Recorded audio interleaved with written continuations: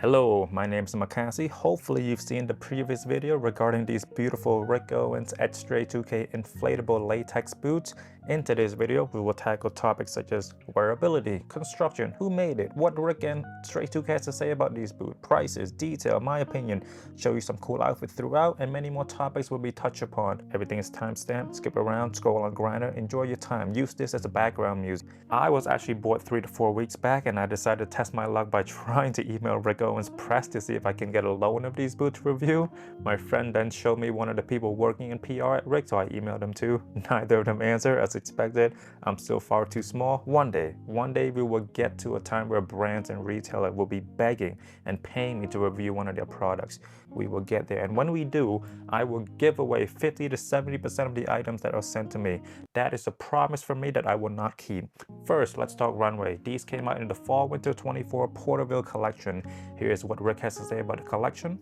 We are showing in my home and working compound where we began selling our collections 25 years ago, a respectful move in observance of the barbaric time through which we are living. He's talking about Ukraine and Palestine. But what I had intended as respectful restraint may end up excluding a community that might have used my show to gather together for connection and solace. I might have to rethink this. Inflatable rubber pull-on stretch boots that are a collab with StrayTukay, a London designer who experiments in architectural volumes and has a gift for technical construction. I will also include this interview Rick did with System Magazine. It will help us learn a lot more about the collection and these boots. Porterville, like I said, to me was a bleak, intolerant place. I did ask several very special people who have a very strong aesthetic opinion and who live and breathe their aesthetic. And that's always been something I've admired, for somebody to commit themselves so completely and wholly to what they're doing. So I asked StrayTukay from London to make some shoes. I asked Leo Prothman from London to make some shoes. I asked Matisse DiMaggio to work on some rubber garments. I asked Stephen from Fecal Matter to model. I asked Gina Marvin. Showing in my house is also an intimate gesture, a gesture that it's not easy for a lot of designers to make if they're associated to with a big house and have a lot of voices to answer to. One of our main strengths here is that it's one voice, and I can be as honest as I want to be, and I can be as intimate as I want to be, to welcome people into where I live and work, to sit on the furniture that I sit on every day. I thought that that was what would be appropriate for right now. The clothes that I made are barbaric and inhuman, and they mock conventional standards of beauty, but also they mock the current situation that we're in. There's this thing that I call airport beauty, where we all are forced to walk through this gauntlet of airport perfume ads. Our standard, it has become our standard of aspiration and beauty. And it can be very narrow, and it can be a bit cruel. And I resent that a little bit. I resent being bombarded with this standard. I am hoping that I can provide some alternatives and some other options. Porterville, where I was raised, was an experience in intolerance for me. As a sensitive kid growing up in a very conservative, small-minded town, I encountered a lot of intolerance. Reflecting on that, on the timing of me using that name for this moment, aesthetics can be a start. In fashion, I've come to accept that it is communication, and we can use its power to promote values that we believe in. I want to quickly touch upon Fecal Matter, which consists of Steven and Hannah. Steven graces with his presence on the runway. Great look, by the way. I share the admiration Rick has for their authenticity. They stay true to who they are and live the life they want to live despite the pervasive hostility they encounter online and in person. They made a post about all of the negative comments that they get online and in person. I can't seem to find it, but you know what kind of comment section they got. Their aesthetic is so non-conforming that you can simply imagine. As my channel expands, it reaches a broader audience, and as anticipated, occasional hate comment arises, only going to increase, as my page grow. Observing Hannah and Steven embracing their true self is immensely inspiring. It encourages me to persist in my own authenticity and content creation. I am not provoking the world as hard as them, yet I still get the hate. They got more hate, but they are able to block out all the noise and live to their full extent. Thank you, Fecal Matter, for simply being who you are and living the lives that you choose to live. My advice to dealing with malicious comment, well, I typically engage with them for no more than a day. I put a heart and LOL, I tell them they're right. If their accounts are public, I go check out their outfits, what they post. I was in this Facebook group once, and one of their policies was talk shit, post a fit. It's nice, so people that made the post can see who is judging them and whether or not to take their comments seriously. When these accounts are public though, I would go in there and then see their posts, and then I just think, I would never ask these people for fashion advice. Why would I let their tasteless remark disrupt my day? We put these content out, people have the rights to comment, but it is our duty to filter out these noise and to not let it in and just ruin our day. Once you realize that these words need not influence you, posting content and being who you really are becomes significantly easier. There are a lot of miserable people online attempting to propagate their misery. DM me for some Kimu optimism. If you are struggling with online bullying, I'll try my best to cheer you up and give you some advice on how to deal with it. Okay, StrayTukay boots. Here's what Rick has to say. I've tried to teach my Instagram algorithm to seek out the weirdest and most reckless in talent and self-invention. That's how I ran across StrayTukay, constructing clothes in what felt to me like a fresh and architecturally imaginative way. And I always appreciate someone who lives and breathes their aesthetic ethos. So I invited him to root through our dead stock and reconfigure what I had done into what he wanted to do. Our upcycle residency has been a rewarding exercise in bringing a new energy into my world while exploring ways to improve the way we produce and deal with waste more responsibly. Like I always say, we have a way to go, but we can always start somewhere. Cal, or StrayTukay, is a designer based out of London. Please go check out their work on Instagram. Beautiful work. On the rick.eu website, it says, this medium weight latex is made from natural rubbers harvested in Malaysia and processed in the Midlands in the UK by a latex sheet producer that has over 50 years history. According to StrayTukay, these boots were produced with torture garden latex. Here's the footage I found of them making the boots. I believe that's Florence in the video. Correct me if I'm wrong. I DM'd them. Here's what they had to say. Anyway, with this post from TGL, we know that they mainly talked to Anne, Gabriel, and James from the Rick Owens team to make this collab happen. Kelly the cutter was the expert in patterns, so a lot of credit goes there. Maybe that's Kelly in the video. Anyway, Tilly Marins was also involved in the production of these boots. These two people are from the TGL team.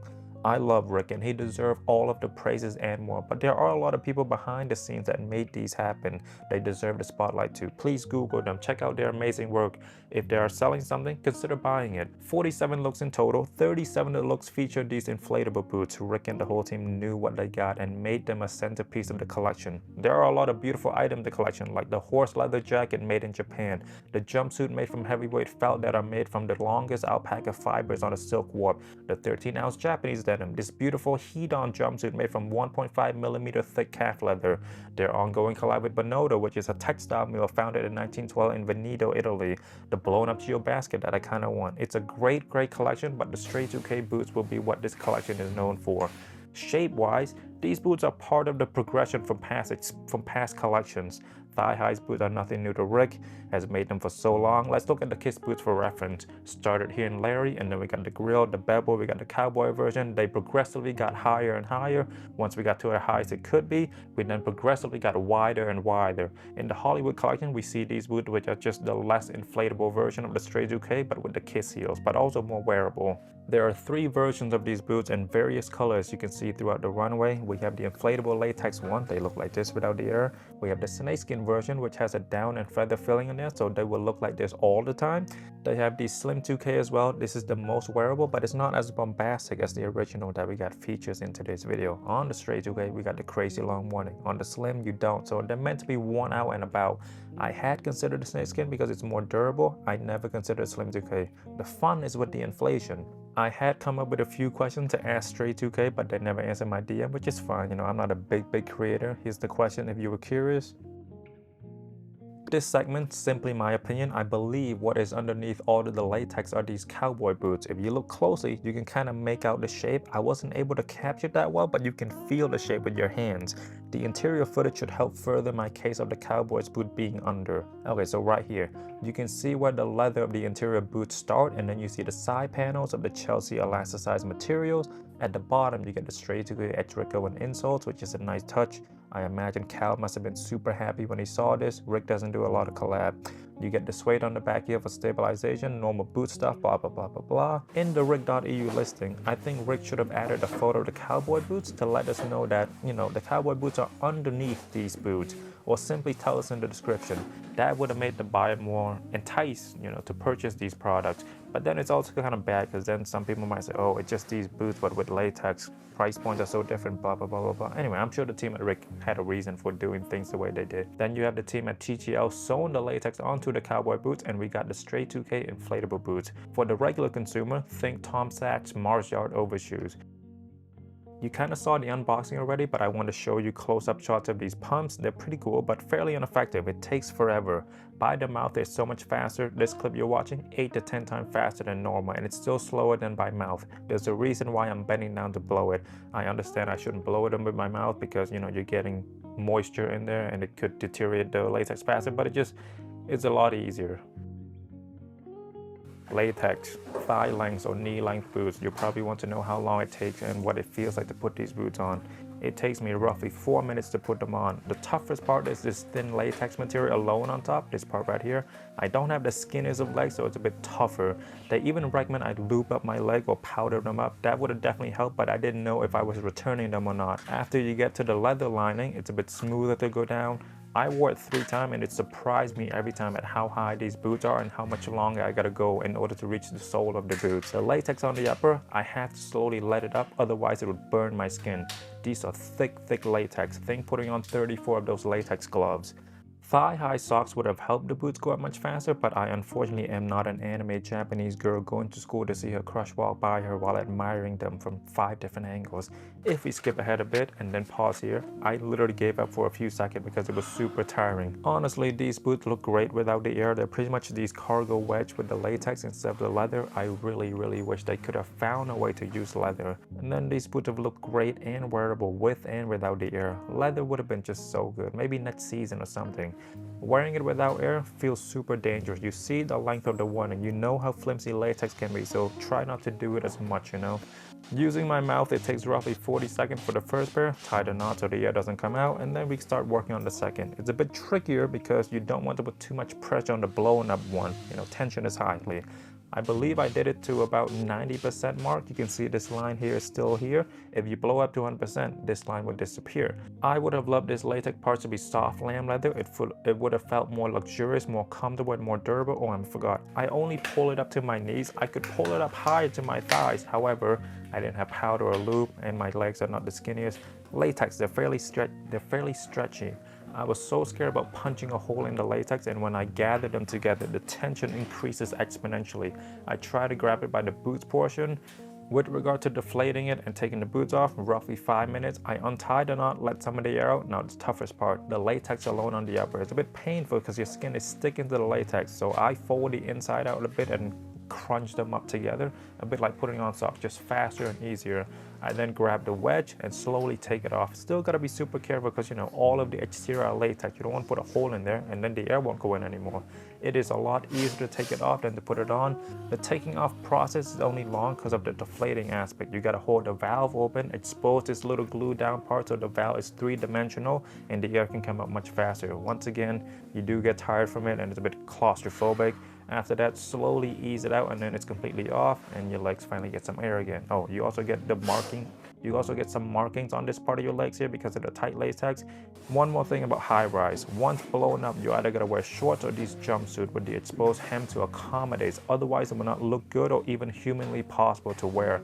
Imagine skinny jeans with these. Actually, with skinny jeans, you wrap the boots over it. Well, if you want that, you really gotta be super skinny. If you plan on getting these boots, shorts or these Bauhaus jumpsuit, nothing else will work. No matter how wide your pants are, they will not accommodate these when they are fully blown up. I really like how thoughtful this design is. They close it up with glue for 2/3 of the way. When you do blow the air in, you don't have to adjust anything, simply blow. When you take the air out, you make the hole into a 3D form. You expose the valve a bit by pushing the glue down part out so the air will come out faster. Very thoughtful. And when you tie it up, the air slowly does come out. I wish I had done a test of how long it takes until the air come out while I have it tied and don't have it tied. My prediction, roughly 10 minutes with no knots, 30 to 40 minutes with the knot tied. I wish that had made the valve much higher because then I don't have to bend down as low. All of the materials on the outer is latex and they glue it in at the seam. The latex material is a nightmare to take care of. Out of the box, it was full of fluff. The package was also sitting in the cold during transit, so you get these marks. You can try to wipe it off with lukewarm water, but they come back because, you know, it's winter right now. Very susceptible to dirt marks out of the box or a few scars. These boots might have been tried on by an employee or someone bought it and returned it. I think retailers should give us the option of never been shipped or brand new. So because that's what I do when I buy something in store. I always ask, can I get the one from the back which hasn't been worn? But chances are the employee probably lied and just, you know, whatever. Anyway. Cannot be low-key in these boots. Noises, so loud, so much, so overwhelming. They're also incredibly wide when they're blown up, so they will touch each other no matter how hard you try. Here's just some ASMR.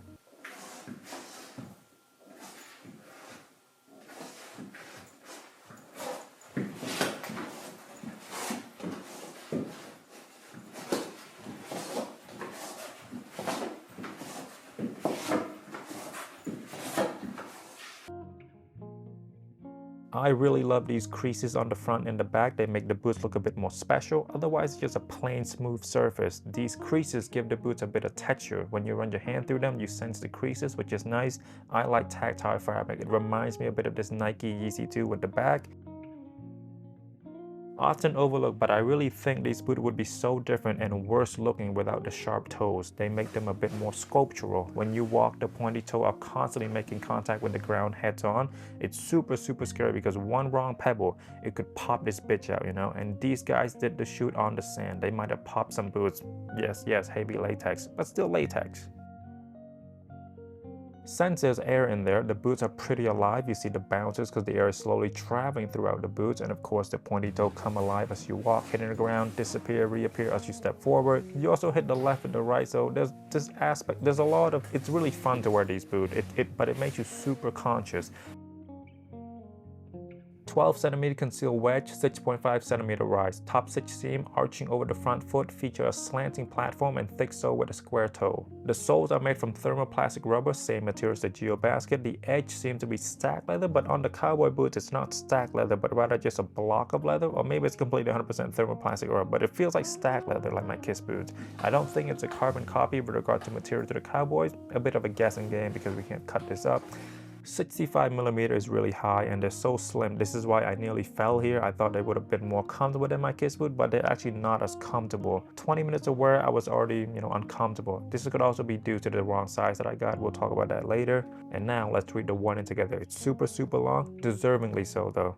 Warning, this pair of shoes is a collector's item designed to showcase artistic expression rather than providing functional footwear. Instructions for use. Due to the unique features and materials of the product, it is important to exercise caution when wearing them, in particular but not only when walking and climbing stairs. Do not use this pair of shoes for everyday use, stepping on uneven or slippery surfaces, or navigating busy environments, climbing steep stairs. Do treat these shoes with care. Warning, these shoes may be functional footwear, however, their primary purpose is for display or for use in special occasions, and they are not suitable for everyday use.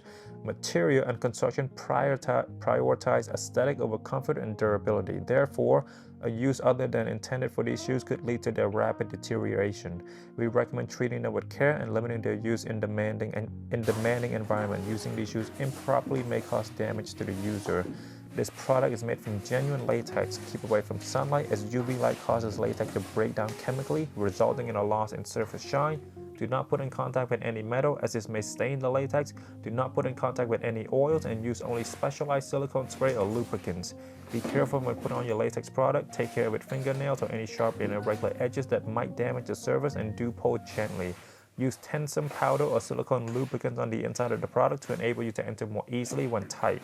This product is inflatable. Take care when inflating and stop once the latex has expanded to its full shape. Do not overinflate as tension created may cause damage. Close the valve by making a simple knot. Be careful not to pull the valve as this might damage the latex. When deflating the shoes, open the valve carefully and gently press the air out without applying excessive pressure, which may cause damage. Hand wash only. Use lukewarm water with mild liquid only. Rinse the product well and hang to dry on plastic or wooden hanger. Once dry, separate layers that may have stuck together carefully and spread tensum powder on the product to avoid it sticking together again. Once dry, store in original packaging in a cool, dark, and dry place. Material. So what is latex? This video does a better job than I ever could. Enjoy. It all starts with the seeds. There's a special kind of tree called the Hevea brasiliensis, also known as the rubber tree. This bad boy produces a milky white liquid called natural latex. They're pampered in a nursery for a year and a half, then given a bud graft from a better tree. After a trim, they join other hopeful trees on a plantation where they'll be cared for 6 to 7 years. So we know all about where natural latex comes from, but what about the other kind? Let's enter the world of synthetic rubber. Synthetic rubber is a human-made version that's cooked up in a lab. There are 2 main ingredients, styrene and butadiene, and both come from a precious source of energy, petroleum. But just like natural latex has different variations, synthetic rubber can be customized too. Scientists can create types of rubber that resist chemicals and high temperatures. Now that the rubber trees are all grown up, it's harvest time. But instead of plucking fruit, there's another task. A skilled tapper needs to perform a delicate trick. Using a special knife, they carefully shave a precise slanted cut into the bark, releasing the white liquid. It's all about finding the perfect balance. Too deep a cut and the tree gets hurt, too shallow and we miss out on valuable latex. This latex then travels down a specially designed channel cut alongside the initial slash, all the way to a spout at the bottom.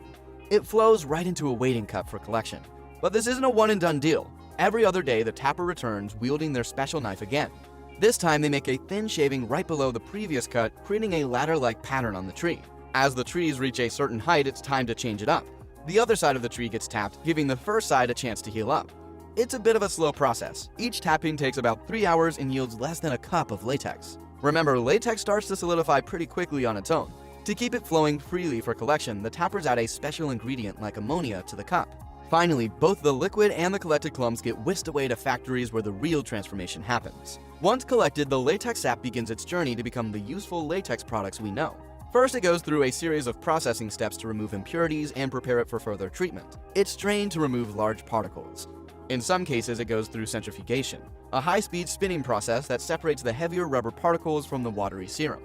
Next, antioxidants and other additives are mixed in to improve the latex's properties and shelf life. These additives can help prevent the latex from degrading and make it more durable for its final use. You've got your latex ready to go, but it's still a bit like sticky milk. Back in the 1800s, Charles Goodyear discovered the process of vulcanization. Rubber was great, but it had a major weakness: temperature. Get it too hot and it turned all gooey, too cold and it became stiff and brittle. Not exactly what you want for a reliable material. This game-changing process involved heating rubber with sulfur, making it way more elastic and resistant to both hot and cold. Since vulcanization causes chemical bonds to form within the latex, rubber's good to go in all sorts of weather now. Sometimes the latex needs to be even stronger. It's time to extract concentrated rubber. This step uses specific methods to separate the valuable rubber particles from the remaining water. Machines use strong spinning to fling out water, leaving behind concentrated rubber. Or a special chemical is added that makes the rubber particles puff up and float to the top. It's then skimmed off, leaving behind concentrated rubber. The latex is ready to take shape. It's poured into different molds depending on the use. I get that Cal is a big fan of latex, and I get that this is a piece of art that should be worn at most once a year. I see the alternative they made with the StrayTukay and Python version with the downfilling. I think Rick should have made a version with the 65 lamb leather, 34% cotton, and 1% spandex. They do have a decent amount of stretch. Was it not possible to use the leather while still retaining the inflatable aspect? I think leather would have been a pretty good material to hold the air in as well. However, I've never made any shoes, so this is all just passenger driving. While I think the StrayTukay deserve all of the attention they got, I think these cargo wedge has gone a bit under underground, didn't get enough attention that they deserve. I will get them one day and we will review them. They are super cool. However, Rick also released these pants which has the same zipper design, so I might just get those instead, or both. I'll think about it. Something. We'll get both. Latex is great over time. Various websites has their own time span. Pessimistically, it's 1 year. Optimistically, it's 20 years, though I doubt that. TTL didn't give me an exact number. In my personal opinion, I think 3 years is max. Let's say you wear these boots once a year. Each time you put them on, you're roughing them up. Each time you blow the air into them, you're expanding or disturbing the property of latex. They will definitely degrade much faster than, say, the latex glove. Some American asshole bought the size 43, so I was forced to get a size 42. Big mistake. While yes, I can fit into the long body, the sole was super small. My feet were touching the edge of the square toes so much. The leather is super hard, so it was super uncomfortable. I filmed this video and it took me roughly 25 minutes to film. By the end, my feet were already hurting. My pinky toes and big toe were mashed up. For my fellow Kiss Boots bros, think wearing the Kiss boot but 2 sizes smaller, or 1. I'm exaggerating a bit. The point is, it doesn't fit me properly. I never should have compromised on the sizing. I don't believe I got the footage, but when comparing the size of my feet to the outsole, my feet blew past the front by a couple centimeters. It was a miracle to get my foot in there. I talked briefly about the wedge already. I definitely think the size down affected the wearing experience. I can wear the Kiss boot for 2 to 5 hours, but with these wedges, it was a struggle in just 30 minutes. It was too small and too narrow. I got really wide feet. Went one without blowing it up, constantly worried about the latex touching the ground all of the time and going under the shark tooth outsoles. They're thick for latex, but still latex. They're not thick enough for something that will take a lot of damages from simply standing still. Please stay true to size if you plan on wearing this. Yes, Rick suggested we should treat this as art before, but when you wear them, you want them to be comfortable as well, you know? You shouldn't compromise like I did. I can talk more about the wearing experience, but with the limited amount of these boots out there, the price tag, most people will not be able to get these boots. If you are getting them and still want help with sizing, DM me. Let's not bloviate the length of this video. These boots retail for $3,500 in Europe, but $4K in the US. Relatively cheap for how innovative they are. We know there's a pair of boots in the latex. It is collab, so more people need to get paid. More people need to work to bring the boots to life. The usual marketing costs, runway, stores, website, paying workers, paying Rick and Michelle, profit, photos, a lot of variables that get passed down to each pieces, so they cover all of their expenses. Latex isn't at prices, but they needed to expand with the shape and with the air involved, blah, blah, blah, blah, blah. The point is, who cares? It's prices, but if you are into Rick, you should be relatively rich. Maybe one day the fake industry will try to make a rep of these. They did go super viral by fashion standard. They're expensive, and I haven't seen anyone wearing them, so the people that bought these, they're fairly private. I've seen a few magazines using them for styling, but I think I'm the first person to show it off online. I'm taking one for the team. We were all curious. We all wanted to know what the bottom looks like. You're welcome, Earth. I ended up returning. Here's a couple reasons why. I thought, okay, it doesn't fit. I can't really walk in them, but this is a piece of art. Maybe I can display it. The thought of displaying it became more uncomfortable as I lived with these boots and learned more about latex. Should be in the sun, should be stored in a cool, dry, dark spot. That means it's gotta sit in the closet at room temp at all times. What about summer? I can't display it in the living room or kitchen. The sun's everywhere. Weather, humid, so many variables that will speed up the degradation process. I also compromise on the size. I talked about it already. Doesn't really fit me. Very uncomfortable after 20 minutes or just walking back and forth. I wasn't even doing anything strenuous. Had I taken these out to marine splash, they would have gotten damages. You can see the damage already done simply by trying them indoor for less than 30 minutes. With the help of my wife helping me list out the pros and cons, we ended up returning it. It's fine. You know, I also want to quickly talk about the return process from Rick.eu. Far too complicated. First, you gotta request the return, then you get a number to write on this piece of paper. Not free return either. Definitely glad I bought it while in EU and not the US, because you gotta pay custom. You gotta schedule a pickup because Rick wants to know that you're returning it from the address you provided. I scheduled a pickup and DHL never came, and I couldn't schedule another. I had to call customer support, and then they ended up coming tomorrow. The important note was also wrong. They said don't seal the shipment so the DHL guy can, look at it. But when he came, he literally did not give a shit. He said, dude, we don't know nor care what you're shipping as long as it's not toxic. So I had to hastily tape it up. They also did not care about the other paper that I was told to hand to them. If you are returning a product to Rick.eu, ignore all of these important notices. Pack it up as if you're returning it in store. I am also new to Germany, and DHL has so many types of store: parcel shop, pack station, postal retail outlet, post station. There's no store where you can do everything in, like UPS or FedEx in the US, or I haven't found it yet. I don't know, it was super stressful. I'm writing this the day I just shipped the shoes back to Rick. I am super nervous because I was super careful with wearing them indoor. I cleaned them up nicely, I packed it up nicely, but latex just gets so much damage from simply existing.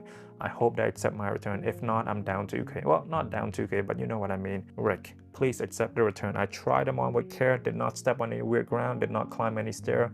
I am super nervous until I get the "we accepted a return," but my brain is constantly making me think, too much damage, we're sending it back and we're charging you for all the shipping costs. Fuck you, dude.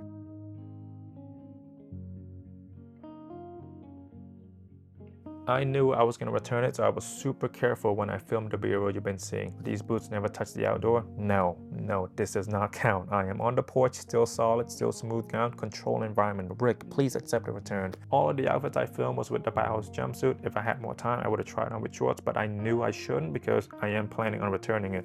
I made sure to keep the shoot under 30 minutes, so first outfit, the boots, the Bauhaus jumpsuit, black unique little tee, the Raf Archive Parker. A great outfit. The coat sits close to the knee so it doesn't impede on the boot. It's a nice look.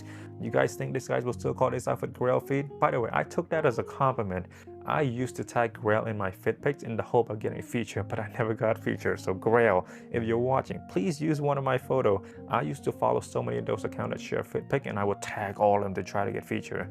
Never got featured. I no longer follow those accounts. You do not have my permission to use my photo. Only Grail. Grail has my permission. Next outfit, the Sisyphus jacket. Dude, this is such a crazy outfit. The crop body, the leather jumpsuit, the boots, the extra long sleeve, the whale's penis. It is such a nice outfit in my opinion. This is a magazine shoot type of outfit. This is the type of outfit to provoke the general audience or please the audience who are into Rico, who are in the know. But again, fashion is subjective. I'm sure some people think it's a shit outfit. And you know what? I totally agree with you. It is a shit outfit. And then when I wear it with the hands out, great outfit. One thing I could have done better is to wear a long sleeve, would have made the outfit better. The best outfit, however, is this Rick Owens Tatlin Edfu jacket. All leather look, well, besides the boots, the Tatlin shoulder, pagoda shoulder, the extra long sleeve, the thick calf leather, the structured jacket, the soft lamb leather with a bit of flowy leather looking jumpsuit. Just a great outfit, all black but not simple. I tried not to go too crazy with statement pieces, which all three of these are, but they work together in my opinion. Do let me know what you think though. Just know that if you love it, I will say I agree. If you hate it, I will also say I agree. I'm simply trying to get out of the conversation as fast as I can. I am very antisocial. I only talk to people I like. As far as crazy outfit, I think this outdoes everything I've shown thus far and will show. The Rick Owens Hickoville down Parker-ish jacket. There's not much to say about this outfit. It is so crazy. The boots are out of the norm. The jacket is out of the norm. The jumpsuit kind of blends in. It's a great outfit.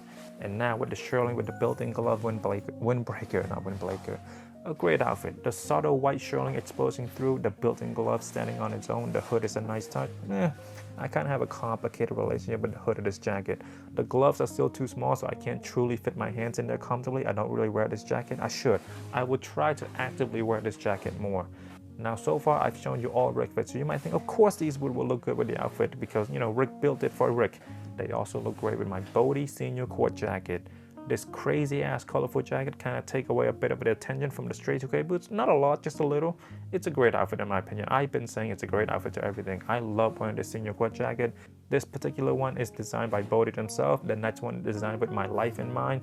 Both are great. I love both of these outfits. You then get this Louis Vuitton varsity jacket. A lot of these LV varsity jacket fans will be shocked by these. This will be the one and only time you see a Virgil era varsity jacket with the StrayTukay boots. The LV crowd know of Rick, but they only dabble into the Geo Baskin and Ramon. They will never buy these StrayTukay boots. It's a great outfit in my opinion. I like this a lot. I'm sure Rick Owens fans are probably hating it because LV logo everywhere on the varsity jacket. The review of that jacket will be out soon. I don't like that these boots have made me change the schedule of my video releases, but I'm excited about these boots and there's so little information out there on them. I had to. With the Capital jacket, I am currently working on a 365 days later video on this Boro jacket. I recently learned that LVMH had bought a majority share of Capital. Might make a video about it. Okay, the outfit. It's amazing. Of course, I have to say that. The blue is subtle to a stranger. They will look at the boots first, and after that initial shock, they will see the crazy jacket with all the amazing Boro or sashimi techniques. I have a lot planned for this jacket. I love it so much. I wear it more than my Senior Core jacket And that jacket I co-created with Bodhi. That's how much I love this Capital jacket. With the Visum, also a great outfit. Love the Kofu print. Dark blue is still relatively dark outfit. The shape of the jacket is too crazy. A good outfit. Let's keep it pushing though. Video's already so long. Here is what the boots look like with the Raftsman sweater. A great outfit in my opinion. I couldn't find the white one, so I had to use the blue one. But the blue doesn't look too bad. Tell me what you think of these outfits in the comment. I am not curious at all, but comments are engagement. So do comment away, friends and strangers who will leave hateful comment. And then we got the Nebraska sweater. A cool sweater, nice outfit. Let's keep it pushing. This is what it looks like with a hoodie. It's crazy that I wanted this Raftsman hoodie for so long. And now that I have it, I don't think it's that special anymore. I dreamt about this hoodie for so long and I finally own it. I really gotta take a moment to appreciate all of the great clothes in my life now. And now with the Rick Owens Bauhaus vest, this is with the python, by the way. So that video will come out soon as well. Let's not show off too much. I'm glad I was able to spend the time I spent with the boots. I don't regret returning it because of the reason I listed earlier. I am very glad I was able to show off the boots to the general public. There were not a lot of footage of these boots. Next video, I will simply upload the B-roll so you guys don't have to scroll around and see everything in one place. I understand that these boots can be divisive to people outside of the Rick's universe or even in the Rick's universe. They're so far from the norm. I saw a few intolerable comments on the runway video and saw, with regard to posts about it online. I also got a few of those comments on my videos, really only proving Rick's point. His childhood in Porterville made him more tolerant toward lifestyles or design that don't fit into this rigid societal norms. I hope the aesthetic of Rick, his tolerance toward those who feel alienated by societal norm, reaches the right people before they take a darker path, a path where they become intolerant towards anything that doesn't fit into this world rigid expectations. I hope my relentless optimism and deep belief in joyfully living in the present that I imbued into these videos of mine reaches those individuals before they feel the need to conform and become as negative as everyone else that they see on the internet in order to survive in this cruel world. It's very easy to be negative, to judge, to tear down a lifestyle or choices you wouldn't make or choices that the general consensus wouldn't endorse. I have a rule for myself. Always be happy for strangers, post, video, whatever they do in there, or be indifferent. I refuse to let jealousy or envy take roots when I see someone richer than me, smarter than me, happier than me. Comparison is the thief of joy. However, if you must compare yourself to people who have less. This will make you appreciate what you currently have more. All that being said, I don't intend to alter or change those who derive satisfaction from spreading negativity and misery wherever they go. I frankly don't care how someone chooses to live their life. We know there are individuals who leave hate comments to incite a reaction. This is how they get their daily dopamine. If we want to take a more psychological approach, there are wounded individuals who behave in this negative manner because their circumstances have forced them to be this negative, forced them to have this hard shell, their defense mechanism or survival tactic. They keep their shield up at all times because lowering it means reopening old wounds and chances to get hurt again. Some people project their past pain onto others, assuming they'll be hurt the same way they were before. Vulnerability to them is a bit like surrendering. They did drop their shield once and they were hurt, so instead of risking all that, they choose negativity because it feels safer. Or it could be displacement. These people will take out their unresolved emotions from past experience onto people who had nothing to do with their pain. Had a bad day, got into a fight with a family or friend, I'm gonna go online and take out this anger on strangers on the internet. It's surprisingly simple to get total strangers completely furious with you. The brain will do what it needs to do to protect us from being hurt again or to release the pain that we feel. There's also the self-fulfilling prophecy and confirmation bias aspect. People that believe that the world is against them will subconsciously or unconsciously behave in ways that provoke negative reaction to reinforce their belief. If I leave a positive comment, someone else might come and say, I can't believe you agree with this bozo. Both of you are stupid for liking these ugly boots. This fear is understandable for me. I also believe that these wounded individuals are the toughest people to be around because they will say things such as, wow, you acted just like I thought you would. I knew you would hurt me. I knew this was going to end badly. I can't believe you hurt me. Could be also emotional detachment, which is a coping mechanism where a person shut their emotions down to avoid pain. I don't make my videos for those individuals. To me, vulnerability is not weakness. It takes a lot of courage to let your guard down, to simply join in a stranger celebrating their success, to resist the impulse to be cynical, to simply scroll past content you don't like. I once was a very cynical person, always trying to prove that I'm smarter than everyone and cooler than everyone. It's not fun. It's not fun to be around a cynical person. My new thing is, when people feel excited to tell me something, I will act excited even if I already know what it is that they're showing me. An example, my wife showing me memes I already saw. It really brings the mood down when you say, yeah, I saw that already. Now, when she showed me memes I already saw, I act interested or fascinated by it. We share in this joy of learning something new together or laugh at something new together.